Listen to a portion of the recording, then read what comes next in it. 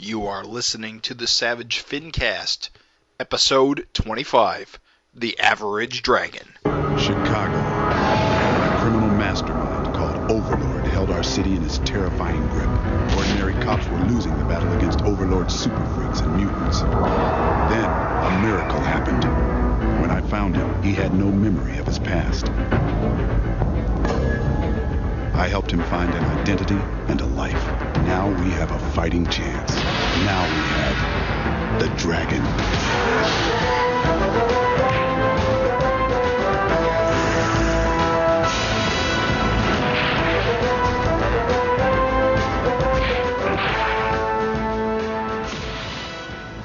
This is the Savage FINcast, the show that's just rolled out of bed. I am Jim Purcell. I'm Craig Olson. And I'm Raven Perez. And we are back after, feels like 2 months. But I doubt it's been that long. It just feels that long. Yeah, I think it's been our longest delay, but it's just been a delay between issues of Savage Dragon. Yeah. I mean, Erik's been on a roll pretty much month in and month out, and with this new issue, it's probably, it's been about 2 months or a month and a half between issues? Yeah. I think so. He says sometimes that what happens is he'll get going on an idea and then think of something better. And he's like, well, I can't not do the better direction, just because I wanted to. So, given the feel of the issue, and we'll get into it later, but I don't know if that was the cause of the delay, but I'm super happy. So, delay away, brother. It's a pretty big issue, so I'm sure there was a lot of thought and kind of, a lot put into this, more than the average issue because of what happens in it. But like you said, we'll talk about it. Oh, yeah. So let's get into the Savage Dragon news. Oh, yeah. First bit of news, Scott James is going to be returning for another backup strip. This time it's going to be Barbaric and Ricochet centric. The cover, he posted the cover for us a few weeks ago. You can find it and the process he used to create it on the Scott James's blog that can be found at scottjamesart.blogspot.com or at dragonfan.net. It's a cool cover. I mean, I love Scott's art, so I mean, I like his take already on like how Barbaric and Ricochet look. And who's that villain? Is it Kill Crazy?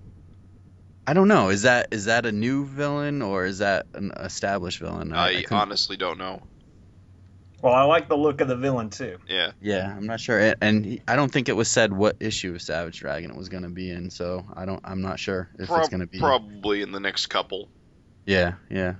I find it interesting that Barbaric and Ricochet are, getting the spotlight. I mean, I think for a while it's kind of been hinted they might be coming back to the main story, but it never really materialized. Right. And then with everyone leaving Chicago, it seemed less likely that we'd see them again in a big role, so it's good to see them back at least in a backup. Yeah, and who knows, maybe it's going to be just tying up their kind of story, and maybe they'll be moving on or something. I don't know, but, we'll see. Yeah, as I look at him, I don't think he's a recurring villain. He definitely looks new. But, yeah, I just love everything about the cover. Love what he's got going on with his effects in the sky. And just, I don't know. It's cool to see Barbaric and Ricochet back anyway. Yeah. Yeah. It's always really enjoyable to get a backup that's related to the book. Most of them have been of late. And, especially, some of these major supporting cast members who we haven't seen in a while to get, 5 or 6 pages is pretty neat. It's moving right along. So, Savage Dragon issue 196 is going to feature a Nick Cardy homage cover, which it's kind of a weird story because Erik had posted this cover, which it's an homage to Action Comics number 425, and Erik posted this before Nick Cardy died, and it wasn't supposed to be like a tribute after his death or anything like that. I don't, because he didn't die at the time, but he wasn't dead at the time, so right. Right. He died on November 4th, and Eric probably posted it like 2 days before, like on the 3rd, or the 2nd or 3rd or something like that. Yeah, it was really close. Yeah. So the original cover is very close to what Eric is drawn, but it debuted in July of 1973, and it's kind of cool. I mean, you can see it on the Savage on Savage Dragon. It's Erik Larsen's message board or dragonfan.net. But it's just like, I guess the story behind it is the solicitation copy was just released, and I unfortunately don't have it in front of me, but it says something like, it references the danger zone and it being a slum and out of control. So I guess Malcolm's going to be fighting some bad guys in the danger zone, and it's just like a big ghetto. So, as a family or group of people on the steps reading a issue of Savage Dragon, in the background it shows Malcolm battling some kind of mutant back there. But definitely check it out on dragonfan.net. You can actually see the original Action Comics issue, which of course had Superman in place of Malcolm Dragon. But it's definitely a neat cover. I liked it. Now it's actually kind of unusual. Eric doesn't usually do homage covers on Savage Dragon unless he's homaging himself. Yeah, I think he said that was the first time he did it. Right. I didn't know that. That's awesome. Yeah. Usually, go ahead. I did not know. Nick Cardy was one of those guys that I didn't realize I knew so much of his work until after he died. I Googled his name in conjunction with covers. Yeah. And man, he has done a ton of iconic covers for DC. Yes.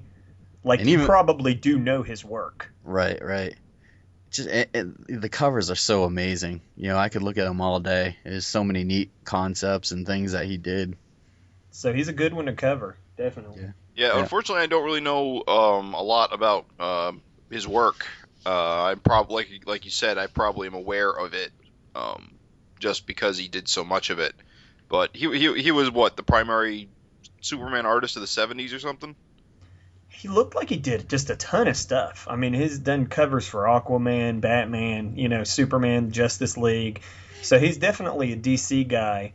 And like you said, or I guess like I was saying earlier, even if you did not know his name, like I did not, I didn't really know his name, but you have seen his covers. You're definitely aware of his work because there's just so much of it. Superman in the dentist chair, and Aquaman on the beach washed up with a note, pinned to his chest. There's just so many covers he's created that even if you don't know it's him, like, his work. So it's just really kind of a strange coincidence that Eric would cover him at the same time that he passed away. But yeah, I'm glad I got the awareness now. And he's an artist that Eric really hasn't talked much about in the past. No. And he talks up like Kirby or a lot of the Marvel guys, and it was just weird that his first homage cover is Nick Cardy, and like I said, I'd never heard him talk about him before, and I really was like you, Raven. I'm not too familiar with the artist. I've heard his name, but I never really, most of his stuff was probably before my time, and I was never really a DC guy to begin with. When I first collected comics, I was more a Marvel guy, so I just, I probably learned more about him, unfortunately, after his death, and, after seeing Eric's cover and looking up his stuff, but I'll definitely be looking out for more of his stuff now. It's the comic artist curse. Yeah, unfortunately. So artists in general. What do we got for the last bit of news? The last bit of news, the Image Expo returns January 9th to San Francisco. You can see the official copy from the Image.com website states that the Image Comic Expo kicks off in 2014. It's a unique and intimate experience offering fans unprecedented access to the creators behind their favorite comic books at exclusive autograph sessions and comic-focused programming. In addition, attendees will be the first to hear about and see new titles and exciting announcements Image Comics has to offer. No word yet on whether or not Larsen will be there, but seeing as how he lives in San Francisco and is one of the Image founders, I'm gonna put money on it. Yeah. So it's a good bet. I think this is like the third one now, and I don't think it's even been a year since the second one. Right. Of course, Maybe it's a little bit of a smaller experience than the first one, right? Because the first one was replacing one of the Comic-Cons. Yeah, I'm not sure in terms of size, like what's the difference, but. And if you remember the last ones, they were really cool because they did, announce a ton of big stuff like Grant Morrison's book and who was the other name? His book blew up, whereas Grant's didn't. Was it Saga? Yeah. Yeah, Saga. Oh my. Yeah. Brian K. Vaughan. Yeah, Brian K. Vaughan's book announced at an Image Expo. So it is cool because they hold their big titles back for releasing at these, which I think is kind of awesome. Yeah, it makes me wish I lived in San Francisco. I would love to attend one of these things because I pretty much collect mostly Image at this point. Mm-hmm. But it's it seems like a good time, and it seems cool to see all these announcements come out. I'm not sure I could handle more great Image books right now, though. Yeah, I'm a little bit tapped. Yeah, that's a good problem to have, Yeah, too much good is better than none. Yeah, right, exactly. So let's move on to our trivia for this episode. Let's go back and talk about last episode's question, which you guys, I wasn't around last episode, but you guys... we managed. Managed, yes. We muddled We through. winged it. We were like, it was our first time. The question on the last episode was, appearing in over 65 comic book issues, Mako is one of, if not the most popular Savage Dragon villain to date. With the exception of the Savage Dragon ongoing series, initial miniseries, collections, or the companion, name as many titles, including issue numbers, as you can where Mako appeared on the front cover. The person who gets the most right will win. For a bonus point, name the comic title and issue where Mako appeared on the back cover. So that was a bit long-winded, and it was a bit of a challenge. So I want to thank the guys that wrote in and actually took us up on our challenge. We had a couple of people write in. The first person was Nicholas Grayson, who wrote, "Hello to the hosts of the Savage FINcast. Episode 24's trivia was fun. Here are 6 covers I found with Mako on them in chronological order. The Max number 6 from November 93, Freak Force Volume 1 number 2, January 1994, Teenage Mutant Ninja Turtles number 3 from September 94, Star number 4 from October 95, Freak Force Volume 2 number 2 from May 97, Freak Force Volume 2 number 3 from July 97. And because Raven predicted no one would guess the issue with Mako on the back cover, I found 3. Vanguard number 2 has an ad for Freak Force number 2. Freak Force Volume 2 number 1 features Savage Dragon the poster on the back. And Super Patriot America's Fighting Force from July of 02 had an ad for Savage Dragon 100, where Mako's between Cyberface and Brainiape. It would be really cool if the back cover answer isn't actually one of these 3. That's what he said. What a and plot twist. I wasn't thinking in terms of like ads or anything like that. I was thinking of more of like original kind of covers. So that's the trouble with some of these trivia. Sometimes they can be taken different ways, but I think he kind of realized that maybe that wouldn't, we weren't talking about that because he said it would be cool if the back cover isn't one of those 3, and he was right. That back cover, the one where Mako appears on the back cover of a book, was from Big Bruisers number 1, which was I don't even know if it went more than one issue. It was an Image comic, and we had talked about it in past episodes. It was like who was it on there? It was the guy from Wildcats, the big guy. What's his name? Maul Bad Rock, maybe, was it? Maul Bad Rock, and I want to say, I don't know, name one of the other big guys. Maybe a Cyberforce guy. Yeah, I think you might be right. So there was that. Nick actually missed Image. He got everything. except for the Image United number 3 cover F, which I think there were like 60 covers for every Image United, but cover F actually had Mako pretty prominent on it, which was the one that I think Eric drew, like most of it with like Dragon in the forefront. We also had John Panozzi write in, and he wrote, he actually listed a bunch of Savage Dragon issues. So he said Savage Dragon 24, 50, 112, 151, and 190, which he's correct, Mako appeared on the cover, but if you remember, I said, discounting Savage Dragon ongoing. So we weren't interested really in Mako appearing on the Savage Dragon ongoings. We're more talking about, offshoot books. So he had that, and then he had the Freak Forces, the same thing that we just listed. He had Image United and Teenage Mutant Ninja Turtles and the Max.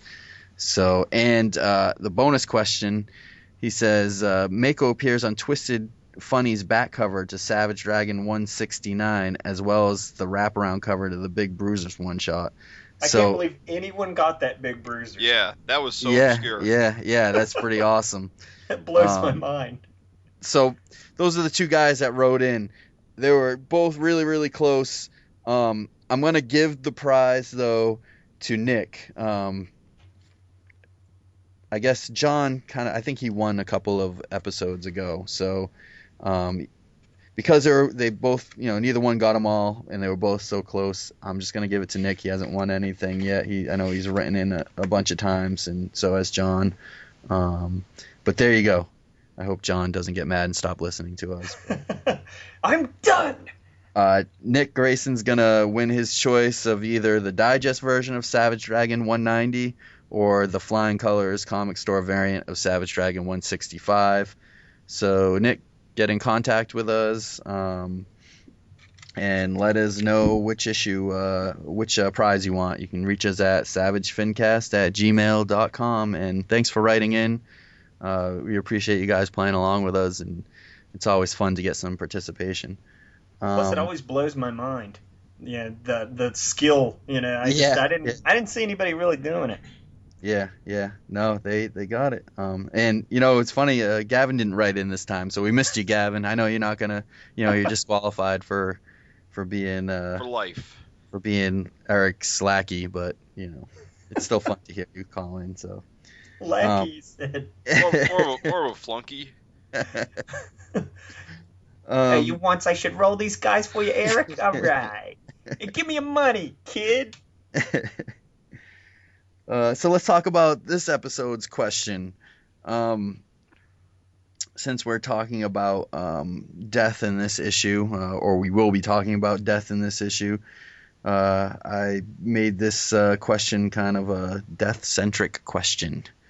In which issue, the question is, in which issue of Savage Dragon did Dragon discover the corpse of Terry Fitzgerald? And for those who may not know, Terry was Al Simmons, a.k.a. Spawn's former best friend.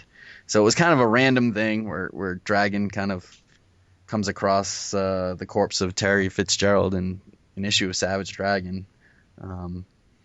Where Spawn didn't even appear in, but it did happen. So if you guys know the issue, send your responses to SavageFINcast@gmail.com, and we will read your answers on the next episode, and one winner will be chosen to win, of the correct entries, will be chosen to win G-Man Cape Crisis trade paperback by Chris Giarrusso, which features, if you remember, the backup in Savage Dragon 150 where Savage Dragon and G-Man actually team up, and Eric actually drew the Savage Dragon within the G-Man strip.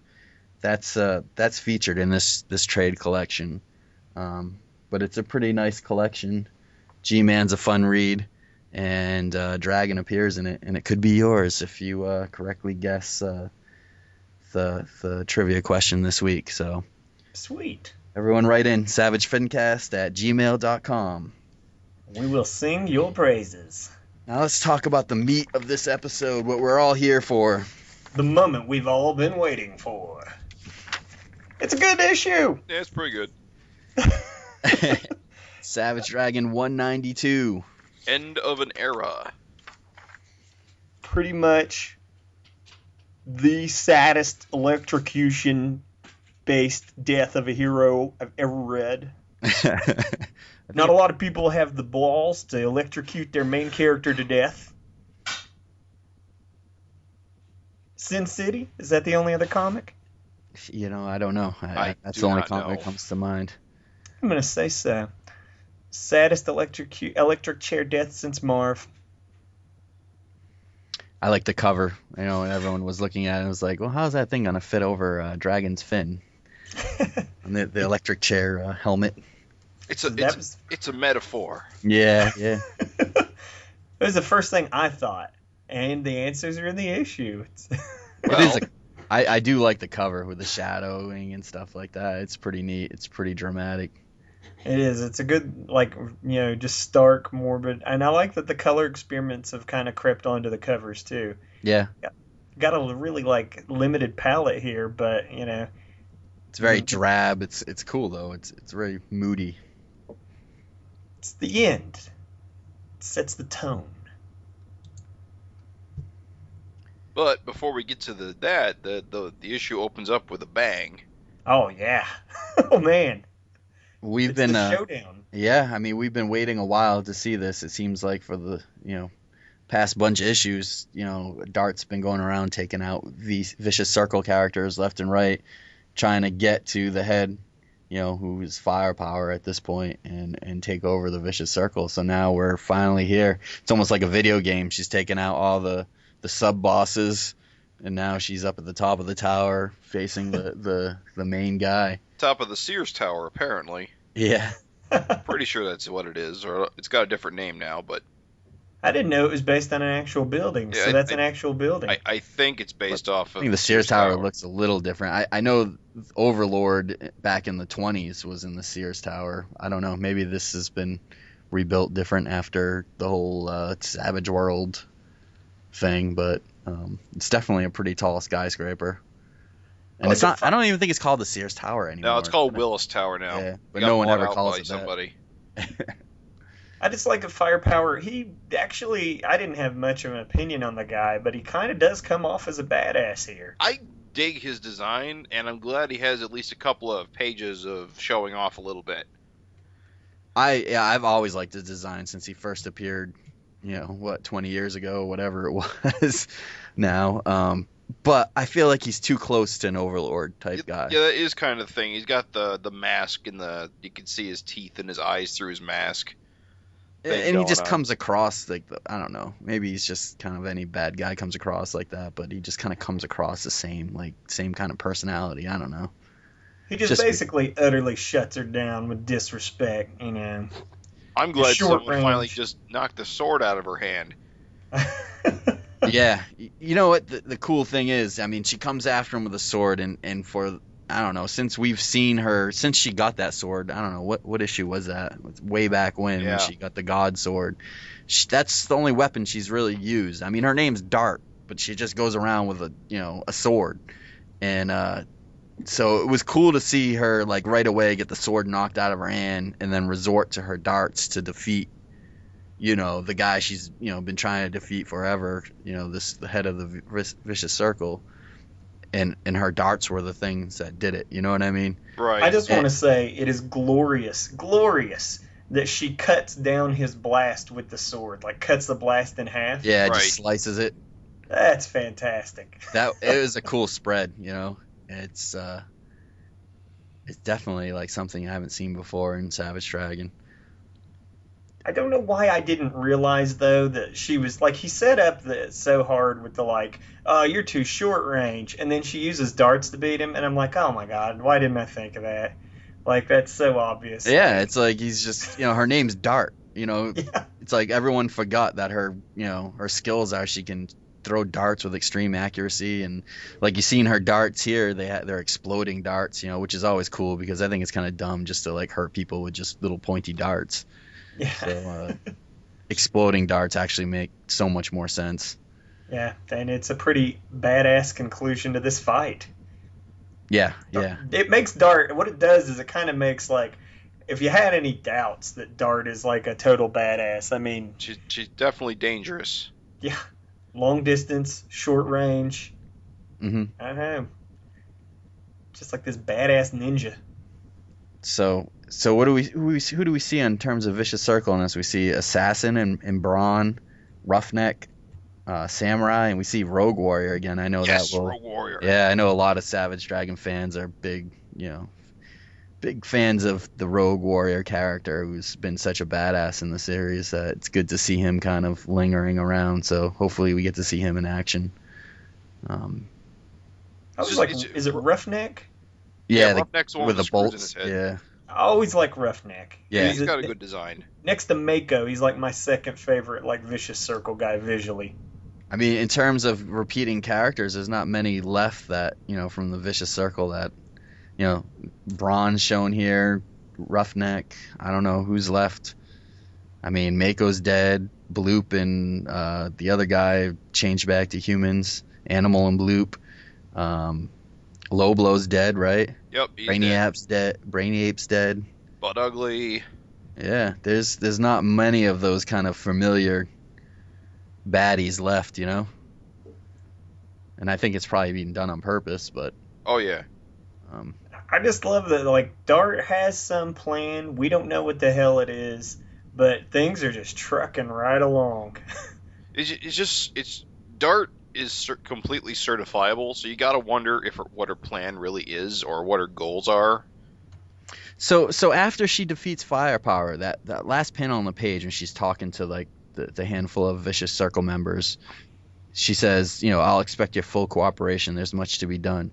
The next phase of our plan starts now. Yeah. Now, what does that mean by our? You can take that a couple of different ways. Is she saying, all right, the next plan of the Vicious Circle under her starts now, or is there like people behind her?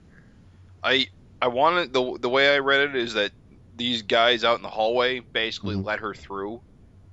Okay. So they literally joined her just before she walked in to kill Firepower. Oh, okay. So these guys all kind of just didn't do anything because they were already in her back pocket. Or basically they just have seen her destroy everybody else, and they just said, okay, we're done. That's what I'm thinking, because she just says, I'll expect your full cooperation. Yeah. So. Yeah, I hadn't even thought of that. But I didn't know if there's like some organization behind her, the way she says the next phase of our plan starts now. But I mean, I could be taken a bunch of different ways. It's probably just saying, now that they're. I think she means Vicious Circle. Yeah. My plans are now your plans. Right. That's the way I felt, but we'll see. Yeah, maybe she's just crazy. Maybe there's voices in her head. She's definitely crazy. We know that.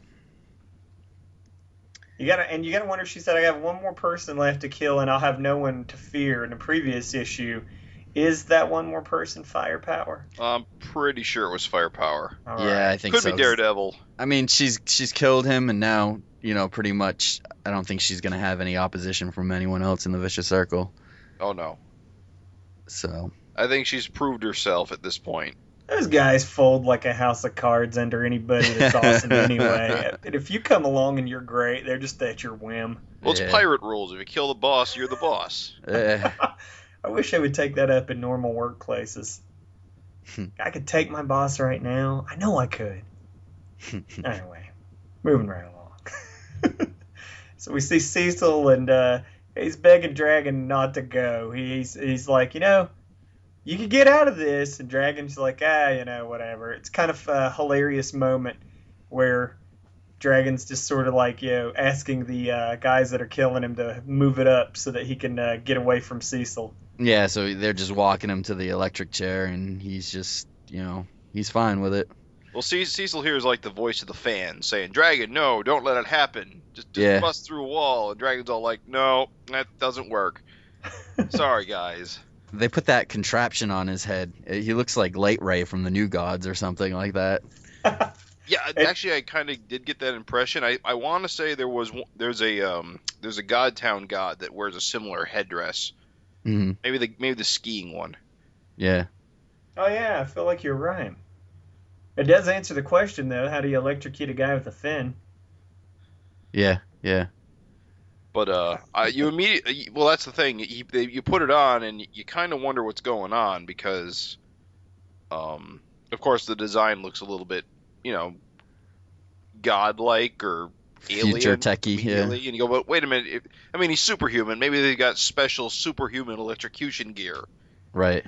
That's what I took it as. He's got a fin on his head, so they've just developed some kind of super gear to fry him. That's how I took it too. And then you get that splash page, and I swear this is kind of an homage to something I've seen before, but I can't put my finger on it. I could be wrong, but I feel like I've seen this done somewhere before. Yeah? Yeah, I don't know. I don't know. It's awesome. Well, Kirby dots are awesome. Yeah. I don't know. It kind of reminded me of when Dark Lord hit him with eye beams. Yeah, maybe. I don't know. I feel like I've seen this before somewhere, but again, could be wrong. But it does look cool as hell. Just Dragon getting toasted. Yeah, it's like, he's just getting juiced. He's definitely conveying some pain in that one. Yeah, it was sort of a punch in the gut too. You're like, oh shit. Yeah, like no one came and saved him or teleported him out of there. Yeah, that's what you're expecting. And you're like, oh man, there's got to be, like you said, Jim. Like the fans, you don't really want to see Dragon get electrocuted, but then you flip it's a bam. Yeah, and his body's just smoking, and everyone's looking at him. And then you get to the page where he's like, all right, they take him out of the chair and he's still alive. Yeah, and I don't know about you guys, but I was instantly like, bah? Yeah, Whoa? right. And I gotta say, I did not see this coming as an option. They say, can we get a medic? And I'm instantly like, huh? Yeah. No, I didn't see this coming at all. I don't know. At first I thought it was like a fake out, like they were doing it for the cameras or something, but what really happened was definitely a twist. It still amazes me that, we speculate amongst ourselves and we come up with ideas and stuff, and Erik still manages to surprise us. Yeah. That's why he writes the book, I guess. I didn't see this coming at all. So why don't we basically talk about it then? So I guess Lorella is there. She kind of comes out of the shadows or whatever. Or she really wasn't in the shadows. I guess she was just watching all along with everybody else. But apparently everyone's in on it except for Cecil Parasol. That Dragon's a dick. Yeah.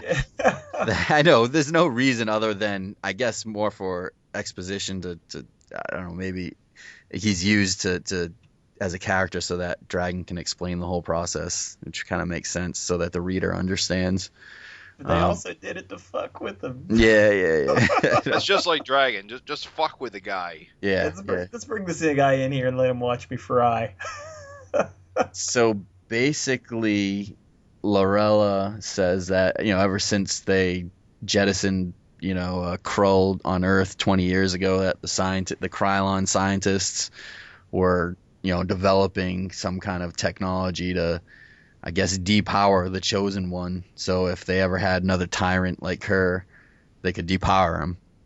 So I guess, I don't know, she's had the blueprints to this stuff and she's carried it on with her all around. I don't know. Yeah, there is a little bit of a disconnect there because the ship got blown up and she didn't seem to come with much when she arrived by teleporting. But you don't know what their technology is. I mean, she might have a little microchip that holds, their whole history of her race. I mean, their technology is pretty far civilized, pretty far advanced compared to Earth tech. I'm going to give it a pass, and here's why. If her whole mission was to get to him for repopulation, if that's her mission, jettison from that ship or not to get away from virus, that's going to be something she wants to take with her in whatever form it takes, right? So that she can continue her mission to repopulate their species. Yeah. That would have been. Sense. I mean, I know you can't explain everything, but it would have been nice for her to be like holding up a little microchip saying, all this information of our race or everything is stored on this, disc or something like this. I don't know. Just a little more explanation of like how they were able to kind of put this, depowering device together. But anyway, I get it. I also love the fact, and it's funny the things that you just don't think about. But Dragon mentions the fact that chosen ones only really like give birth to males, and I don't know why I'd never noticed it. There's been several like dragon sons in this book at this point, three, Right. 3. and they're all guys. And so it's funny because it just was a little factoid that right over my head, and yet it makes perfect sense that again that's something they want to do away with for repopulation needs. So basically, that device depowers him from his chosen one Well, it seems to be. skills. I don't know. It's a little weird. I mean, they make an effort to explain it, but it's a little odd that this device goes further than what Negate did that one time. Yeah. It's like it goes beyond when he got negated, he lost his healing factor, and I want to say his super aim. Yeah. Maybe not, but It didn't he make still him, had his physique. He was still Yeah. super strong. Right. So, yeah, I don't know. I don't know what the rules are here. I think none of us really understand what the whole chosen one thing is about either. Is it just a mutation, or is it a superpower that's passed on? Right. And like you said, Negate, took away everything, but he still had his strength. He just didn't have his like healing power and whatever. But yeah, I don't understand the rules. I Why? want to say this is what my thought on it was that the reason he lost his physique here was that, and I don't remember when Negate took his powers away, but I want to say that I feel like the only reason he looked the way he did at his age was because of Chosen One, like boosted metabolism and stuff like that. Right. Yeah. So since he lost that, he basically was taken down to like a size that his body could naturally manage anyway. Right. Yeah. That was what I was thinking. But you're left to think that stuff on your own. Yeah. I mean, if I remember correctly, the thing with negation is it can only remove artificially added after the fact powers. Mm-hmm. Yeah. So natural abilities are still retained. Like if you're an alien or a god, Mm-hmm. whatever your natural abilities are is retained. I don't know. It's kind of weird. It's almost. It's just kind of a weird conceit in this particular case. Well, I'm hoping that maybe Erik eventually will kind of enlighten us more in the book about the chosen one abilities and stuff like that. Because Right. I mean, Malcolm still is basically a chosen one. Yes. As are his brothers. Probably still Barry. I mean, Krull's dead. But it's still a real mystery in the book. It's never really been explained. We just kind of just take it as is. Apparently, it makes you super buff. Yeah. It's just, I mean, he's just a superhero among the Krylons, like the only, superhero. How weird looking is regular proportion dragon? I don't like it. Yeah, he's I hate weird it. looking at it. When he hugs Malcolm, it's just so strange. He looks Just tiny. Yeah. It looks like, I mean, was Malcolm always taller than Dragon? Man, I don't know. I saw that and I could not remember. Yeah, I wonder what Malcolm's height is now. Like, I mean, Dragon's relatively, in terms of superheroes, he's kind of a short dude. He's like, Right. 5'10" or something Yeah, his like that? fin makes up for it, but yeah, he's generally shorter than most superheroes. He's like an average, like, size person who's 5'10". Most superheroes tower over him. And I think that's a problem a lot of artists get wrong when they do draw a Savage Dragon. They draw him like a giant, and he's really only like 5'10". So I wonder if Erik with Malcolm is just going to make him a taller guy, like a 6-foot guy, because he is, his mom's, Sharona Jackson. I don't know if her family was tall or whatever, but I want to say she was taller than Dragon, or at Yeah, least her yeah. head is I higher think than she his head. was. Yeah, I feel She like had she that- was. giant poof thing going on or whatever. The skunk patch. But yeah. So I wonder if, it looks like Malcolm is taller than Dragon. But I wonder if the Dragon just shrunk even more. I don't know. Yeah, He just that's looks that's tiny. possible too. There's He there's lost also 2 that inches. panel where he's hugging like Angel, and his arms just look just tiny. Like it looks like me or something. Well, that's the point. He's just like us now. Yeah, I don't like It was it. a really good panel, though. It was a great way to illustrate, the difference now Right. versus how he was. Because even when he's pulled out of the electric chair, it's not super evident. Yeah, and you But see when the he's hugging cops his kind of, kids goodbye, yeah, and it's then super obvious. the cops walking him out, and he's just like same size. He's just a normal proportion dude. I don't like it Plus, at you do all. shrink as It's you gonna, grow older. I think I love it. I yeah, think it's a weird adjustment, but I think it's really an important thing to establish that Dragon, his physiology is so fundamentally changed at this point. hmm Now there's basically no question that he's been taken off the table as a superhero. So he's still on death row.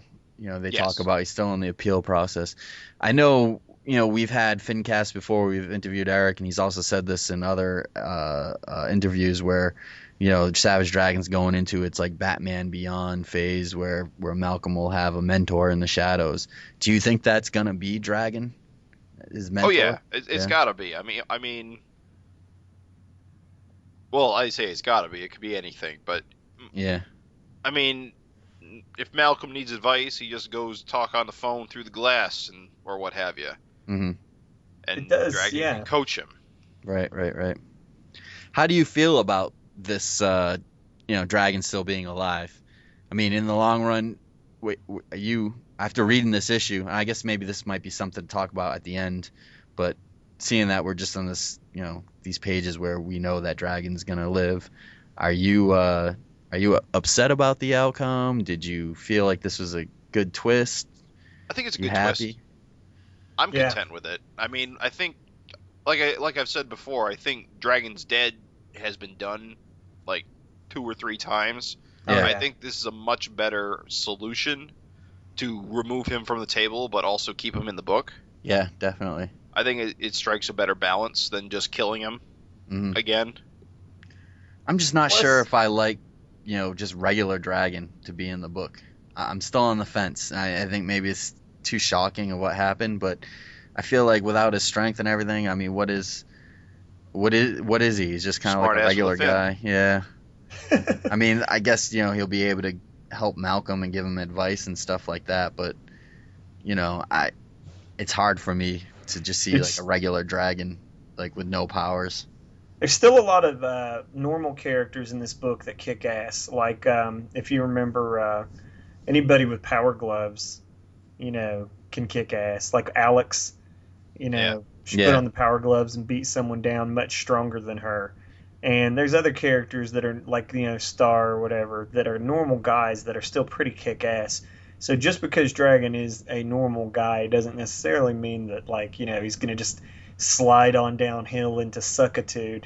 Yeah. I'm I don't okay know. with it. I thought Angel seems to think he's an old man with nothing to give, Yeah. Yeah. which I think is funny. This is kind of slightly jumping ahead because there's a scene here with Cecil and what's her name? Maxine? No, not Maxine. Idiot. Yeah, I forget her name. Gertie. Was it Gertie? No, that was the other woman. I would have appreciated a name drop at this point too.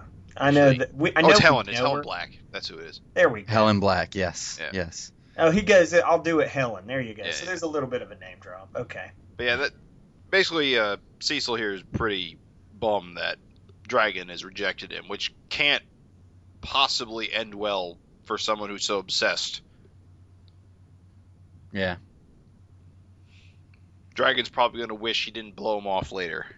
This page is awesome though, because the whole dropping the name of the Brotherhood of the Fin, which, for a listener, if you haven't been reading Dragon for a long time, it was a whole group of fanboys, in the earlier years of Dragon, which got together and had like kind of a website and got together at comic conventions and stuff, and they called themselves Brotherhood of the Fin. I remember them when I was into Dragon. I'm pretty sure Gavin considered himself a member of the Brotherhood of the Fin. There's a whole bunch of guys that really were big fans of Savage Dragon, and that's what they called themselves. So it's kind of a neat little tip of the hat to them. That is freaking awesome. Is Yeah, what that is. I'd like to at some point on the FinCast is get a nice group of them, maybe 4 of those guys together to do like a group interview and just see where they are now, who's collecting and who's not, and what they think of the new direction. I think that would be cool. Yeah. I love that was dropped in there, and it just fits in such a natural way. Because when I read that, I was like, "Oh, that makes nothing but sense." Yeah. Yeah, I thought that I wasn't into Dragon at the time the Brotherhood of the Fin was a thing, but I was aware of them, and it was funny to see the name drop. I wonder if the name will stick or if it was just a gag. You know, to go back a little bit, I'm just thinking while we were talking, how did they test that technology to make sure that, you know, the Chosen One would be depowered? We won't talk about that, but... Well, there was another Chosen One, his son. So you got to think that they probably had genetic material at that point to play with. I'm going to give it a pass. I'm going to give it a pass.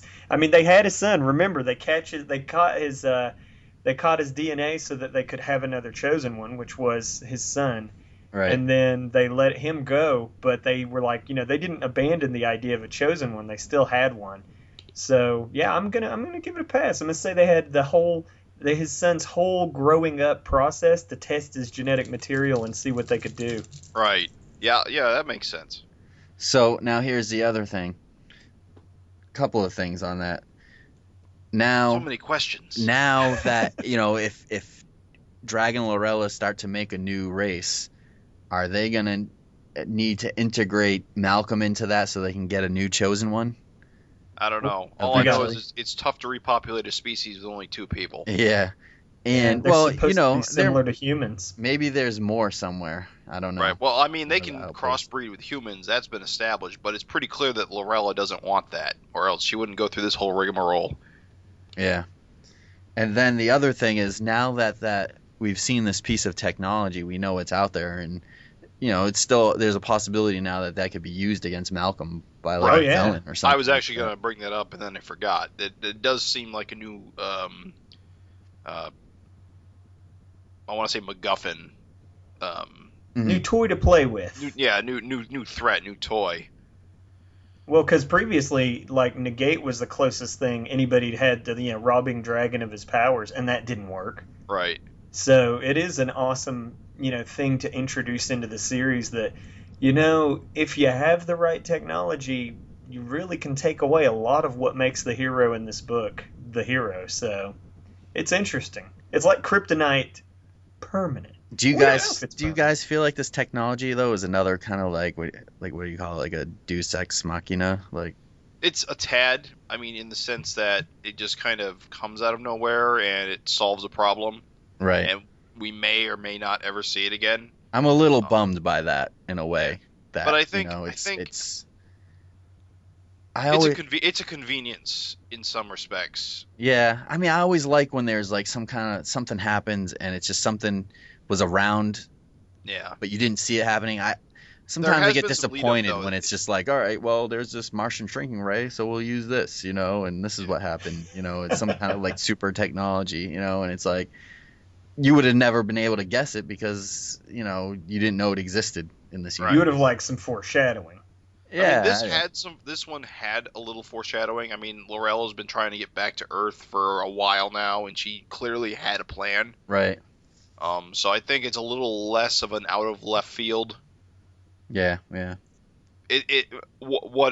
mean, I think there's some hand waving going on about the difference between being negated and being the power of the Chosen One being removed. I think we've already seen Dragon negated and it didn't have these effects, so it's a little bit odd that in this case it does. There might be a good reason though. I don't know. There probably is. I mean, yeah.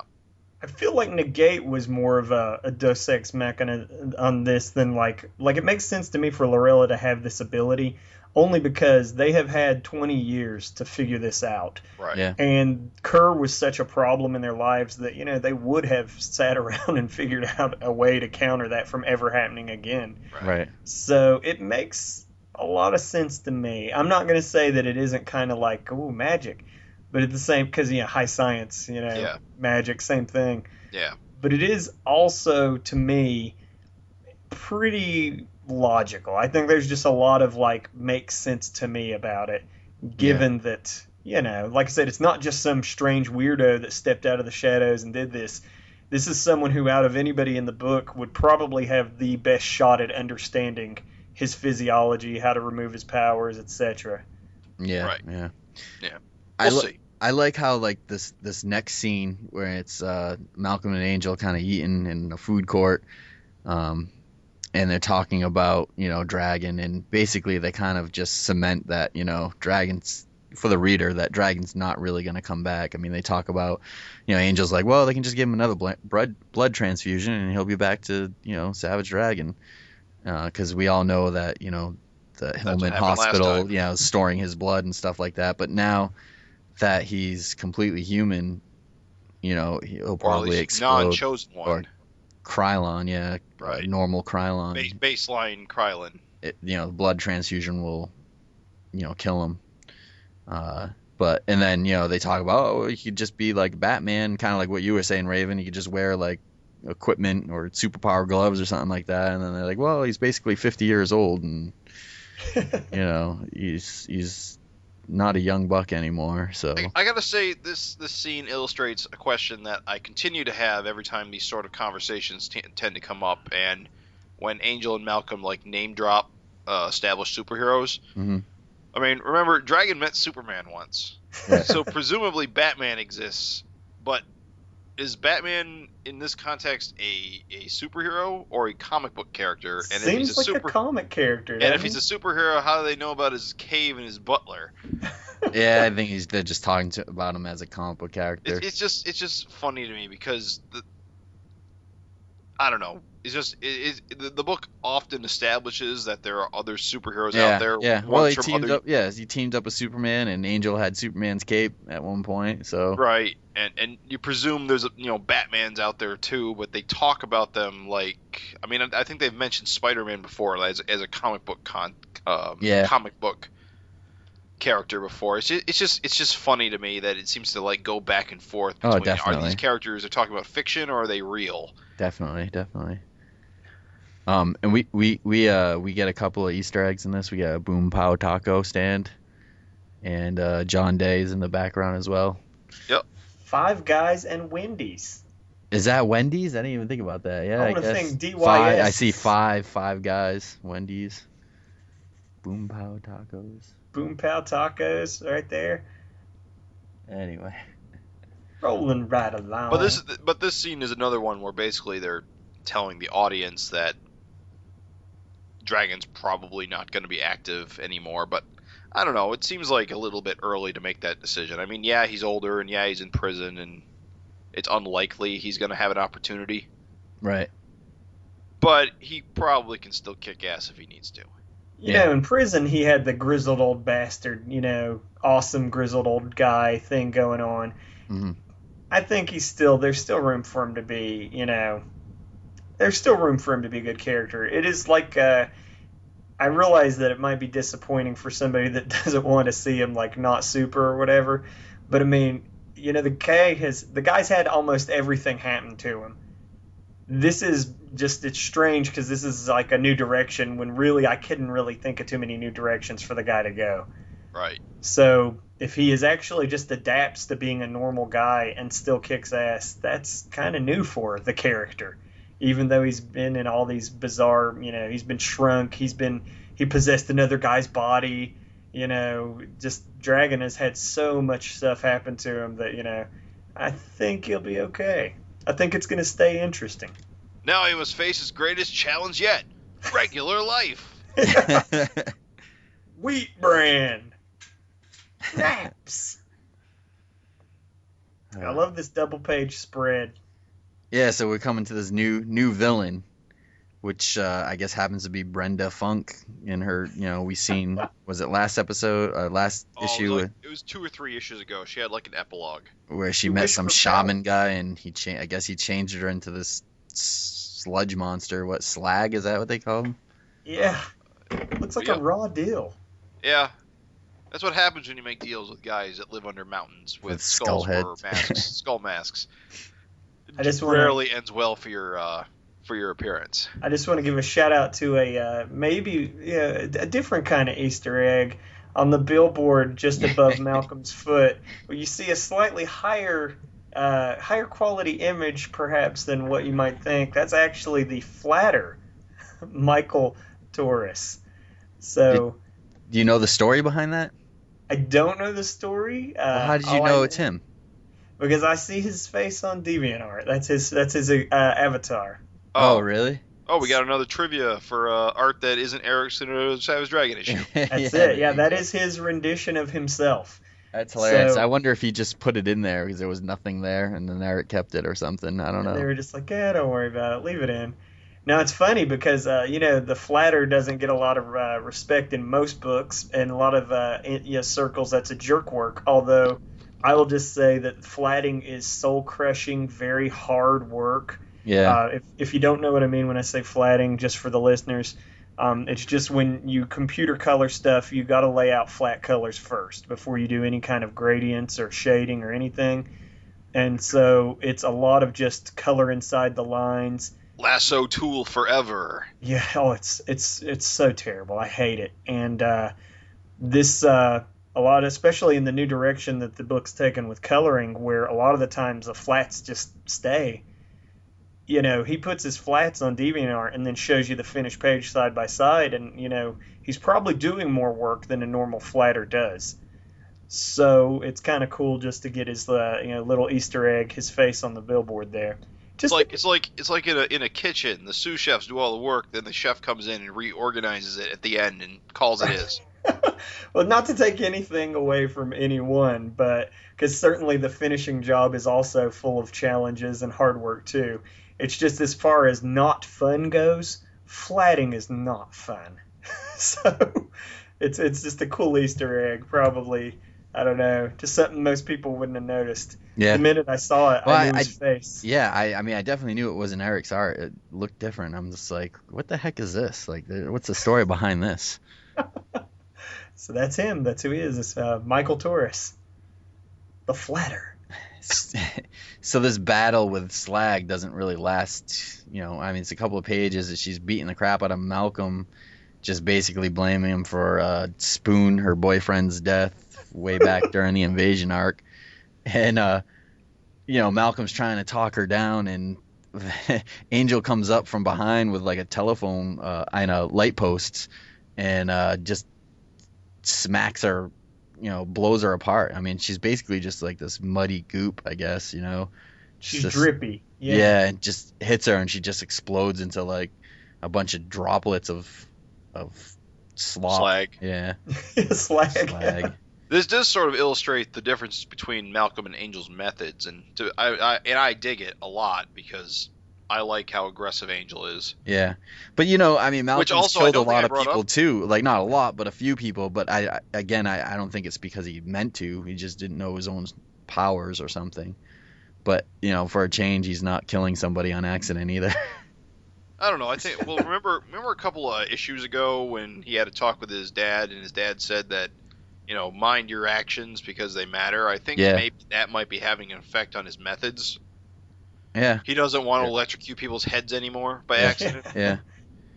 I don't think that doesn't read well in the press. I don't think we've seen the last of Slag, though, because if you look on a few panels where they're talking, the forefront are those little beads of Slag material. So I'm guessing they're going to reform and come back. Oh, yeah, definitely. She's pulling a little liquid metal Terminator action. Yeah, definitely. Then we move on to a scene where Dragon's actually in, regular kind of regular ordinary prison. And it's kind of cool because he's beating the crap out of dudes and basically kind of telling them, just because I'm depowered doesn't mean I'm, not a tough guy. I've still got all this fighting experience from the past 20 years. So if you think you're going to take me out, think again. Yeah, I mean, it makes some sense, but it's hard to tell how much time has passed since he got depowered, but I kind of wish there was a little bit more emphasis on, I mean, the guy's been super strong his entire life, and he's had super aim his entire life, and now all it's gone, and yet he still seems pretty coordinated. Yeah. I don't know. It just seems like he should struggle a little bit more with being so completely depowered. I don't know. It might be a little bit of like a shorthand in the story of Eric just wanting to prove that, just because Dragon's depowered, he's still going to be a badass in this book. You know, he's not going to get shanked in the he's in the not, big house. He's not a weakling. You know what I mean? He's still like a peak human or something like that. You know? Yeah. And in comics, that goes a long way. Yeah. I mean, Yeah. it's like Dart. She's a human. She's the head of the vicious circle. So. Yeah, that's what I'm saying. Is in this book, there are a lot of normal humans who kick huge amounts of ass. Yeah. So, I can give it to Dragon that he'd probably still be tougher than Joe Blow that's been in prison and probably doesn't get a lot of fighting time. Right. True. So that wraps overall, up the issue. Yeah, it's pretty great. I enjoyed it a lot. Or I should say the main story of the issue. Right. And we get a cool little backup. Well, but before we go into that, okay. I mean, are you guys? Well, I mean, next issue is going to be a big, bold new direction. What are you guys hoping to see out of that? Well, we know. Here's what we know. We know he's supposed to move, get a new apartment, go to a new school. So we know that there's a lot of change for him anyway. That stuff we can figure is going to happen because he didn't move in this issue. Right. So you figure there's going to be something happen to make him move. So could be a big disaster happens because right now he's living with Frank's family, right? Right. That's not working out. Yeah. Awkward. I don't think it's going to be anything major. I think it's just going to be established that he just can't take it with the baby and, Tiara there. I think he's just going to move because of that. But I don't know. I mean, I think I don't know if there's going to be anything huge to set it off other than, okay, Dragon's kind of out of the picture now. Angel's back in DC. They start establishing Malcolm as, a solo character. I don't think Angel's going to stick around. No, I think she's going to be back in DC. Yeah. She hopped a cab this issue, so. Yeah. She's out. What was I going to say? I am curious how much more of. I mean, Dragon probably won't have a lot. He probably won't be, in the book a lot going forward. I am curious if Lorella will have a larger role. She could be a mentor too. Yeah, I kind of want to see her like adapting to human life. I think there's a story in that somewhere. Yeah, I mean, be a good character. Eric's got to do something with her. I mean, it's established she's here, so. Yeah, she's not gonna She's got no means sit to around leave waiting the planet. for Dragon. Yeah. I don't know. It's weird. Who's to say? I don't really know where he's gonna go with that. I think you're gonna have these scenes where kind of Malcolm goes to visit his dad and they're talking on the phone and for advice, but I think they'll be limited. You ask what I want. You know what I would like? I would like to see it treated like an issue 1. Yeah. Origin story kind of style, where any new reader could pick it up and just move on. I think he's got to do something like that, some kind of recap. But I'd like to see like a brand new I know Dart's still here, but I'd like to see, and it looks like he's going to be rolling them out with, when you see the solicitations with a whole bunch of new cast and villains. That's true. We probably will see a string of new villains over the next couple issues. I'd like to see new villains. I'd like to see new kind of supporting good guys. Right. Oh, yeah. I think that'd be kind of the big exciting. Thing. What is he going to do with Thunderhead? His supporting cast is currently Thunderhead and Maxine.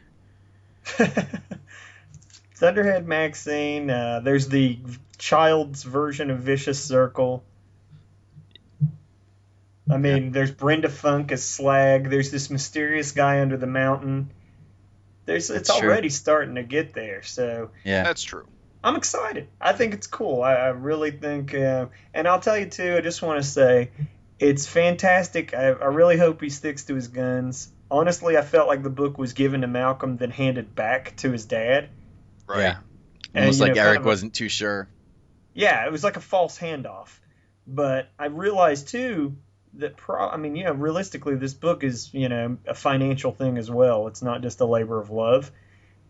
I realized too that for a lot of people, it might have been done in reaction. It was a pretty negative reaction, really, initially. Yeah. And people weren't too happy with the idea of Malcolm taking over the book. But I mean, hell, we've had a lot of time to get used to the character. I really hope that everybody can get on board with it, because this sort of thing was actually like happening with DC for a minute before they lost their stones and brought everyone back. Oh yeah, they had like third generation legacy heroes that were actually kicking ass, and then put the brakes on that. We were doing something interesting. Kyle was taken over as Green Lantern. There Wally was West. And then somebody hit the nostalgia button and brought back Hal and all those dudes. And Jeff Jones. Was that who did it, Dan? It's bizarre. Actually, when he came in, when he made his big splash at DC, he was all about the JSA and like doing the next generation of the Golden Age and doing all that crap. And then he brought back Hal Jordan. And then it was just a domino effect of reverting back to the Silver Age. Yeah, and it's not good. I mean, this book's always been about moving forward. The false handoff didn't really bother me before, but if it falls hands off again, I'm not going to be too satisfied, because I want to see this book continue to do what it always does, which is do what everybody else isn't. Yeah. So other comics aren't really progressing things because of the illusion of change, but Savage Dragon's always been about real change. So I just kind of want to see things push on with Malcolm. You know, I'm okay with it. Yeah, yep, I agree. So we should go over the backup real quick. Bagoom. I thought this was a really cute little backup. I don't know anything about the creator, but I love the art. Simon, he's a long time fanatic, like fan that's on, I believe, on the boards and stuff like that. I've seen some of his DeviantArt stuff. I believe he's posted stuff before on the forums. But is this the first time we learned that Mr. Glum's homeworld is called Gloom? I thought so. Though we always just kind of called it Glum World or something like that. Yeah. Gloom. Yeah, it makes nothing but sense.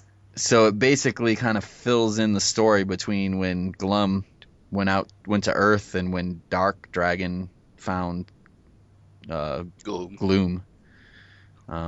Which it's a quick little story, but it's done pretty well. The art kind of fits. You know, the art style kind of is pretty fitting for the tale, I thought.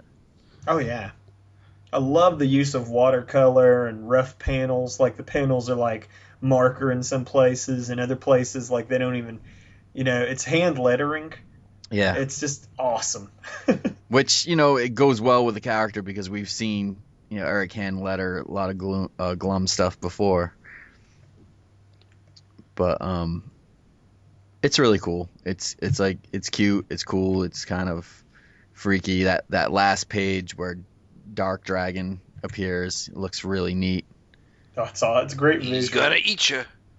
Yeah.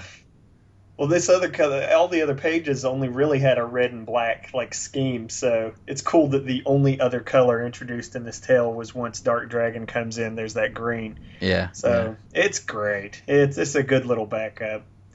Also, I don't think that we'd previously seen the way Glum's inhabitants thought of him either, had we? No, Right. I think we've only ever seen him dead. Yeah. So it was kind of cool in that way to show how they felt about, you know, it was pretty much what you'd think. Fearful, respectful, but they didn't really love him, yeah. Right.